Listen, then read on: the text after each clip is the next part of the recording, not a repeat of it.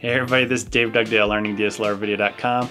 If you're watching this video, it might be two reasons. One, you're looking for your very first DSLR, or two, you might have a camera, let's say 4 or 5 years old, that you want to replace. I myself have an old T2i, and so these two new cameras, the T4i and the 60D is actually not that new, but I'm seeing if these two cameras can replace my old T2i. I've had these cameras for about a month now. I've taken time lapses with them, actually quite a few time lapses. I've taken them to concerts, probably where I shouldn't have. I've even taken them rock climbing. Basically, you know, if I went somewhere, I took both cameras with me. So right off the bat, I'm gonna tell you, there's not much image quality difference between these two cameras. I've looked, I've gotten down into the pixel peeping, whatever. I don't like to pixel peep too much. I don't like to get down into the pixel level to see what's going on. But basically, and we're gonna talk about this more later, but both these cameras are pretty equal in terms of image quality. Let's talk about how they're similar and different. Right off the bat, very similar is they're only $10 difference in price when I started this review.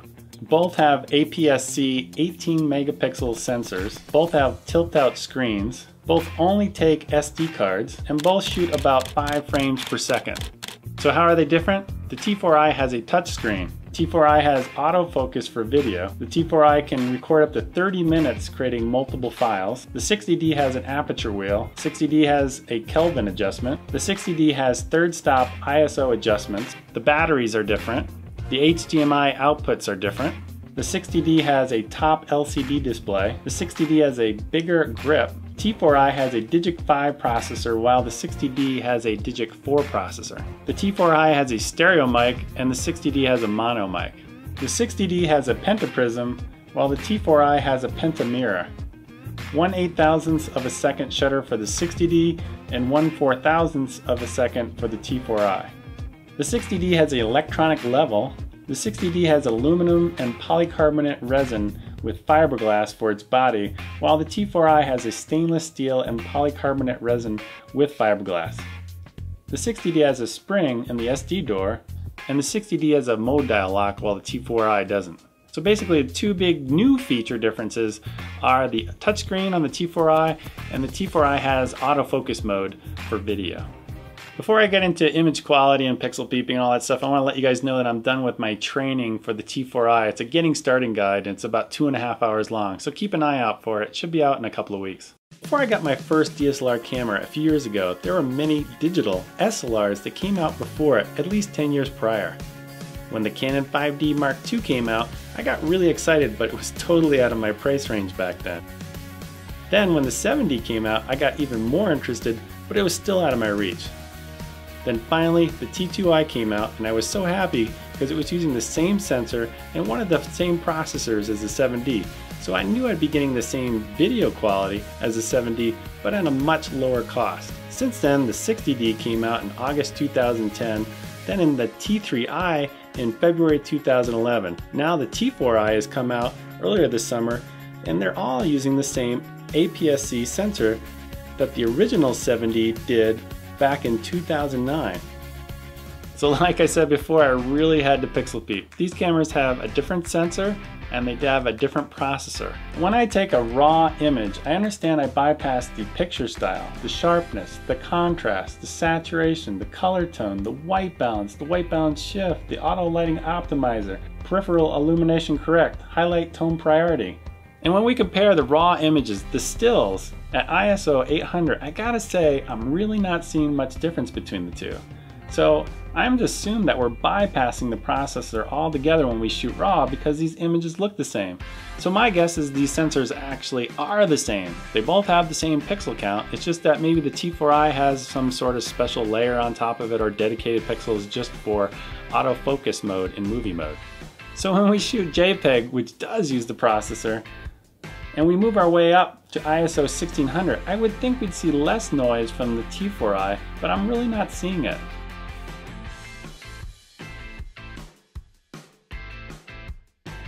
When we move to ISO 3200, I'm expecting the 60D to start to suffer in comparison, but again, I'm not seeing much difference. Then when we move up to all the way up to 6400, I'm not even seeing any sort of color shift or anything, one getting noisier than the other.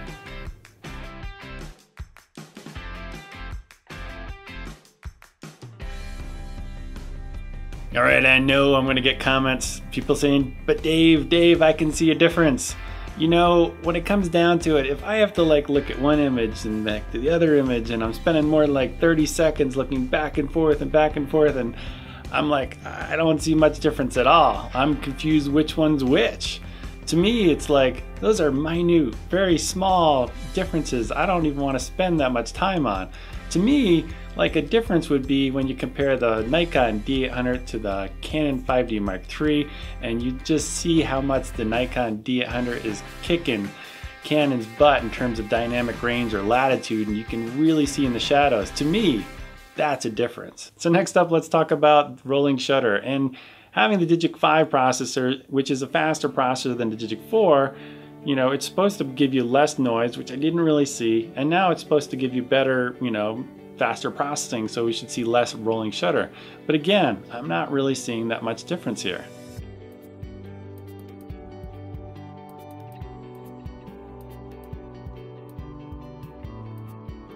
One of the new features on the T4i is the touchscreen, and I really like it.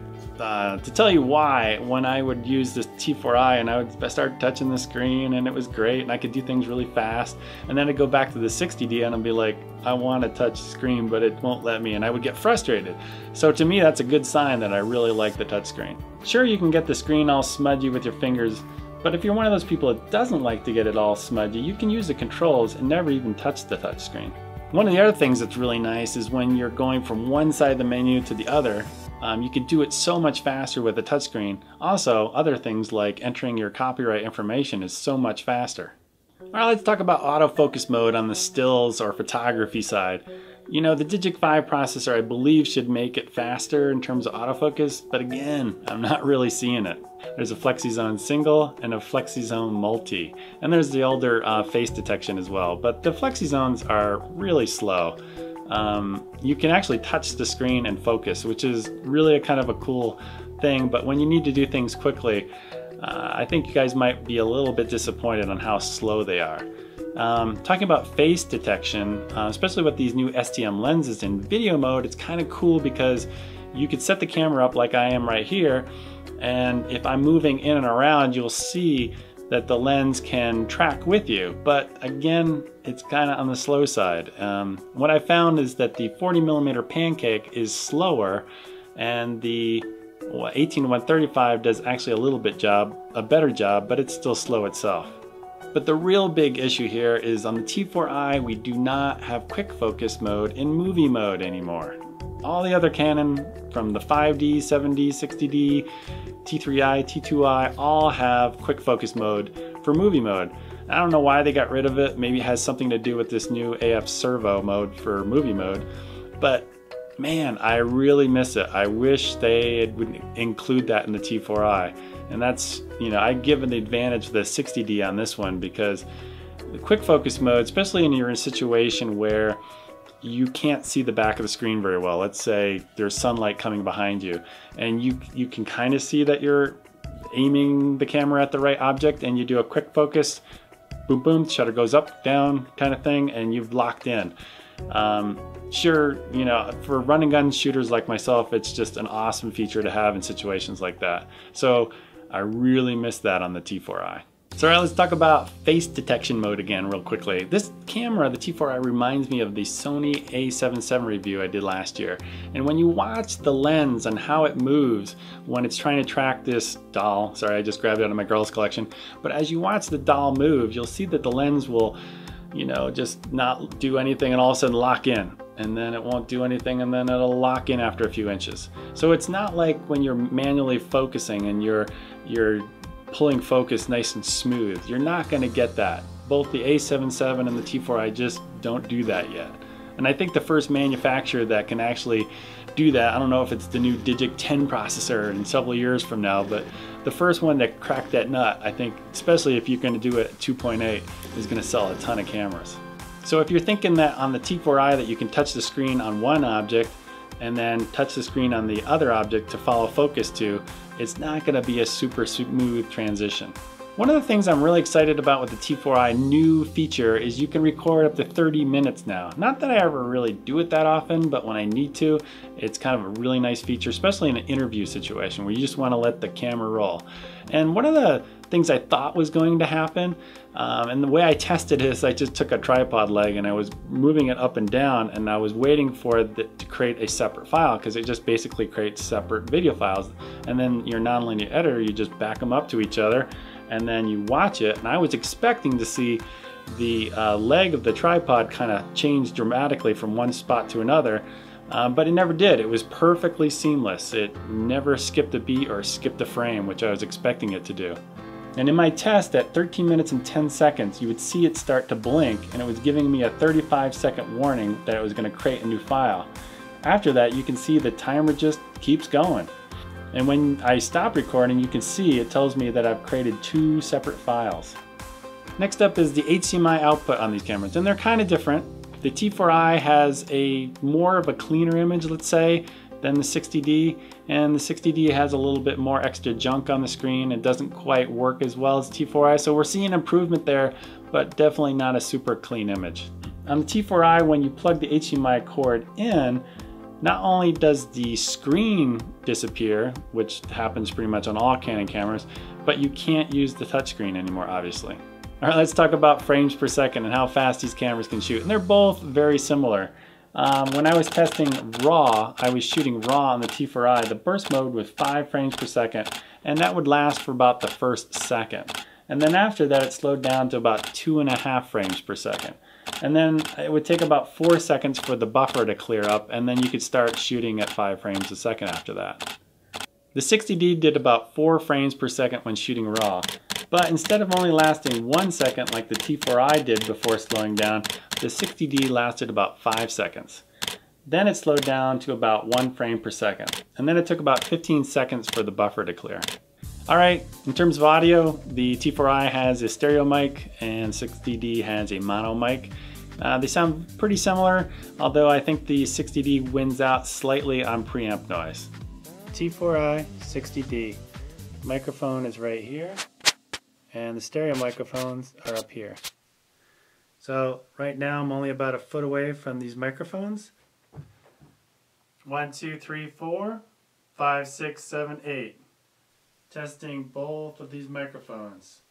Now I'm going to be totally quiet and see which one is noisier.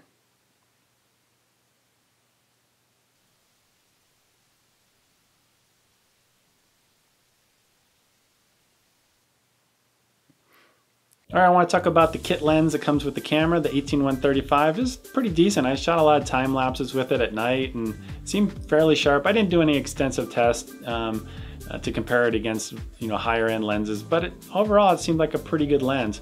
Now, one of the things you got to watch out for on these STM lenses, especially the 18-135, is that it's an EFS lens.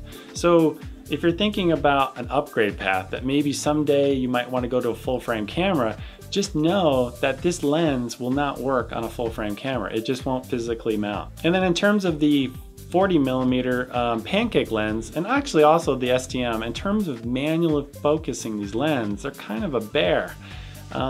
It's just as you're starting to get close and you're getting almost close to where you seem to keep turning. Whereas, a normal, like an L series glass, you just turn it and boom, you're locked on for manual focus. So just know that manual focusing these new STM lenses are kind of a bear.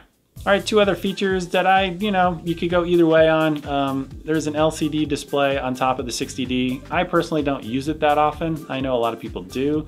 Also, the 60D has a larger grip than the T4i, but it's not like a massively large difference. If you're going from like the T2i to the Canon 5D Mark III, there's a big difference. When you hold the 5D Mark III for a while and then you go back to the T2i, you're like, whoa, I'm gonna drop this thing. So there's a slight difference. Also, one thing to consider on the 60D, it has a nice battery in it that will upgrade to a full frame camera like the 5D Mark III, so you can have the same batteries. So it's something to keep in mind. And in terms of the rubber grip issue that the T4i was having, I checked the serial number on my particular unit and it didn't have an issue, but I understand that they've fixed the issue of the rubber grip turning white which if you have one of those, just check your serial number. I have a link on my website and you can see if yours is having that issue. All right, next up we got to talk about the T4i crashing. I've used just about all the Canon cameras out there and they all crash at some point, but it's super rare. But the T4i for some reason seemed to crash way more than any other camera. I even have footage of where the screen is on, but I've turned the camera all the way off and it totally locks up. You just can't do anything. And then basically what you have to do in that instance, you have to pull the battery out, put it back in, turn the camera off, turn it back on, and you're good to go. You're kind of like a rebooting. But just know that the T4i for my particular camera crashed quite a bit. All right, before I give you my conclusions on these cameras, if you want to help support my site, head over to my gear page if you're going to buy like a T4i or anything, video, audio related. It won't cost you anything extra and it'll help me make more videos like these. These videos do take some time. A whole month of testing 2 cameras is pretty time intensive, so if you could help me out, that'd be great. Also, keep an eye out. I'd say in another maybe couple of weeks, I'll have my T4i getting started guide. It's over 2.5 hours of content that you can purchase. And also, we have t-shirts on my site as well if you're interested in geeky photography t-shirts. So in conclusion, the T4i, in terms of the touchscreen's a big winner for me. I just love it. Every time I go back to one of my older cameras, I'm like touching the screen. So definitely a big winner. The autofocus for movie mode's not quite there yet. I could see maybe using it maybe on a B camera where you don't have an operator and you're not shooting at a super shallow depth of field, like maybe down at like 2.8, so like a 5.6, and you want to help track the person and you have no person to operate the camera. And that might work pretty well, but it's not quite there yet. So do you buy in image quality or do you buy in features? For me, I buy in image quality, and we haven't seen any image quality difference between the 70 that came out in 2009 to what we have today with the T4i. I'm not on this APS-C sensor. I think it's the same exact sensor we've had all these years. And I think Canon, to develop a new APS sensor must cost, I'm gonna guess, and I've talked to some of my real techie friends that are into, making processors and stuff like that, and I think we all came to the conclusion that it takes probably $20 to $40 million, I'm gonna guess. And that would only be 3% of Canon's overall R&D budget from the numbers that I looked at. And I'm not a financial guy or anything, but 3% of the R&D. So it costs a ton of money to make a new sensor, and I get it, but we've had the same sensor since 2009. So I'd love Canon to hurry up and make a new APS-C sensor, because again, I'm not seeing a big difference here between the two. I'm not even seeing a big difference between the Digic 4 and the Digic 5 processor. So let's say you're short on cash, you shoot only raw still images, you don't shoot movies. You might want to consider actually getting an old T2i, because on Craigslist you can pick them up for like $350, $400, and you're going to have the same image quality as these people have a 60D, a 70D. All these APS-C sensors have not changed since 2009. So if you don't care about features and you're short on cash, you might consider that option. So now the question is, am I going to upgrade? Well, I'd say no, because I don't upgrade on features, I upgrade on image quality. So again, I don't know why we haven't seen a new APS-C sensor since 2009, since the 7D came out, but I'm gonna wait until the new one comes out with the new sensor. Sure, all the new features are awesome, and one of the things I probably missed the most is the tilt-out screen, for especially those low or high shots. I would love to have that, but I can wait. So that's pretty much it. I hope you enjoyed this video. Again, I'm coming from an advanced amateur background, so take it or leave it, and I'll talk to you guys later. All right, bye.